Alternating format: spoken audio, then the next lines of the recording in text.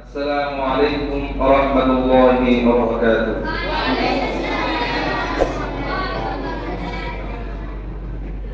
نحمده ونصلي على رسوله الكريم، أما بعد.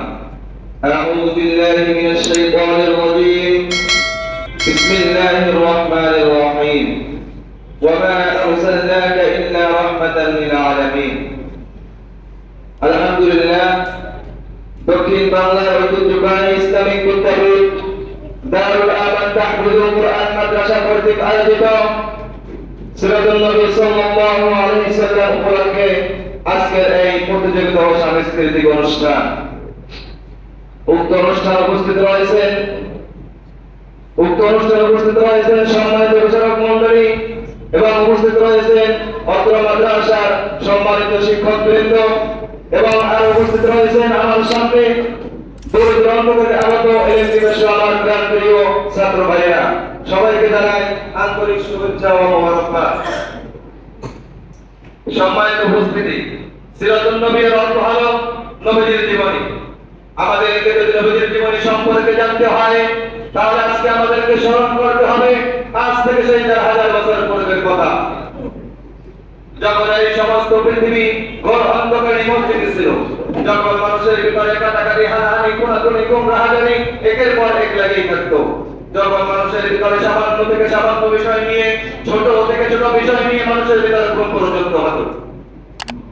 এমনকি যদি এই পৃথিবীতে কোনো কন্যা সন্তান আগমন করতো তাহলে তারা সেই কন্যা সন্তানকে হত্যা করতো।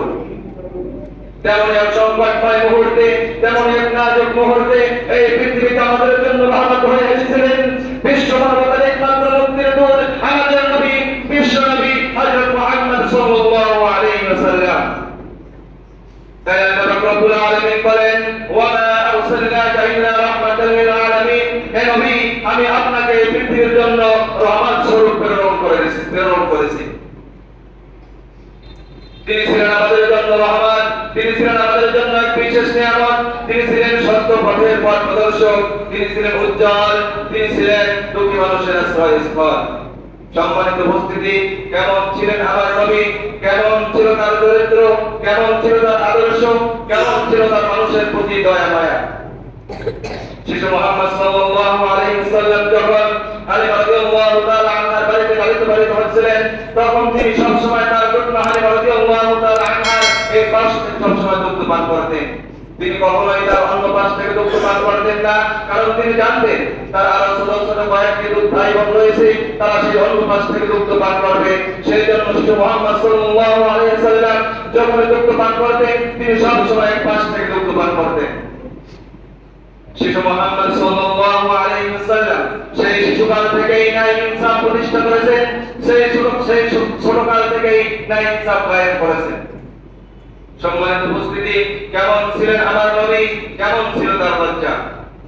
হযরত হালিমা রাদিয়াল্লাহু তাআলা আনহা বলেন, শিশু মুহাম্মদ সাল্লাল্লাহু আলাইহি ওয়াসাল্লাম যতদিন আমার বাড়িতে ছিলেন তিনি কখনোই ক্ষুধার জন্য কান্নাকাটি করতেন না, তিনি কখনোই খাবারের জন্য কান্নাকাটি করতেন না, কিন্তু যখন তার অনুভব হতো যে তার লজ্জার স্থান থেকে হয়তো কাপড় সরে যাবে তখন তিনি কান্নাকাটি শুরু করে দিতেন।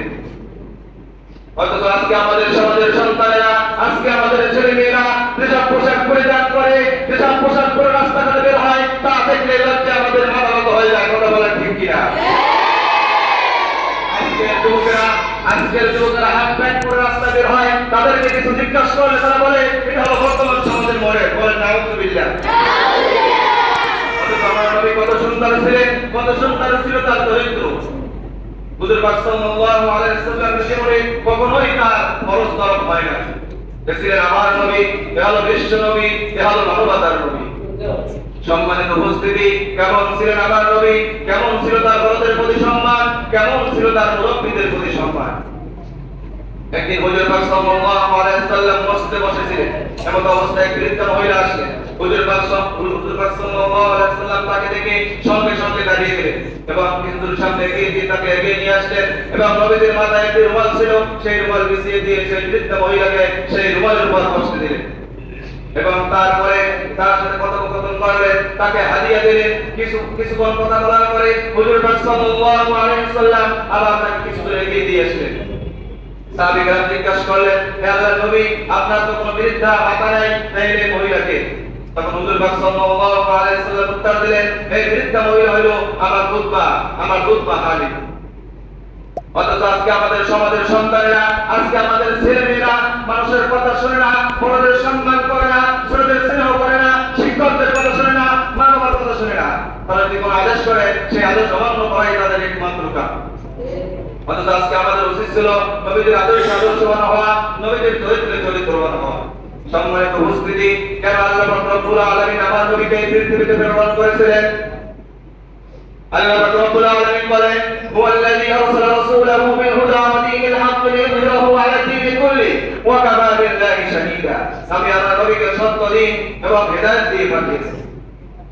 নবীর কাজ ছিল এই পৃথিবীতে মানুষের তৈরি করা রীতি, মানুষের তৈরি করা রসম, মানুষের তৈরি করা আইন, মানুষের তৈরি করা বিধান, সমস্ত কিছুকে মুছে ফেলে দিয়ে একমাত্র আল্লাহ তাআলার আইন, একমাত্র আল্লাহ তাআলার বিধান প্রতিষ্ঠা করেছিল হুজুর পাক সাল্লাল্লাহু আলাইহি ওয়াসাল্লামের একমাত্র কাজ।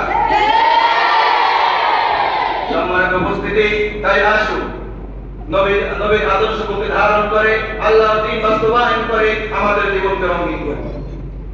অথচ আজকে আমরা কি করতেছি? সেই নবীকে আমরা কি মডেল হিসেবে অনুসরণ করতেছি, নাকি বিয়ে হিসেবে জাহান্নামে যাবে সেই কাফের মুশরিক, সেই বেঈমান মুসলিম অনুসরণ করতেছি? অথচ আজকে আমাদের উচিত ছিল সেই হুজুর পাক সাল্লাল্লাহু আলাইহি ওয়াসাল্লামকে তাকে জীবনের মডেল হিসেবে অনুসরণ করা। আল্লাহ রাব্বুল আলামিন বলেন, লাকাদ কানা লাকুম ফি রাসূলিল্লাহি উসওয়াতুন হাসানাহ। তিনি ছিলেন উসওয়াতুন হাসানাহ, উত্তম আদর্শবান। তিনি ছিলেন আমাদের জন্য মডেল, তিনি হলেন আমাদের জন্য আইকন, তিনি হলেন আমাদের জন্য আইকন, তিনি হলেন উত্তম আদর্শবান, তিনি হলেন এই বিশ্বের সর্বশ্রেষ্ঠ চরিত্রবান। সম্মানিত উপস্থিতি, তাই আসুন সমস্ত খারাপি ত্যাগ করে, সমস্ত গুনাহ থেকে তওবা করে হুজুর পাক সাল্লাল্লাহু আলাইহি ওয়াসাল্লামের আদর্শবান হই, তার চরিত্রবান হই এবং তার দেখানো পথের প্রতীক হই, যে পথে রয়েছে শুধু শান্তি আর শান্তি। আল্লাহ রাব্বুল আলামিন আমাদের সবাইকে আমল করার তৌফিক দান করুন। আমিন। ওয়া বিল দাওয়ানা আলহামদুলিল্লাহি রাব্বিল আলামিন। আসসালামু আলাইকুম।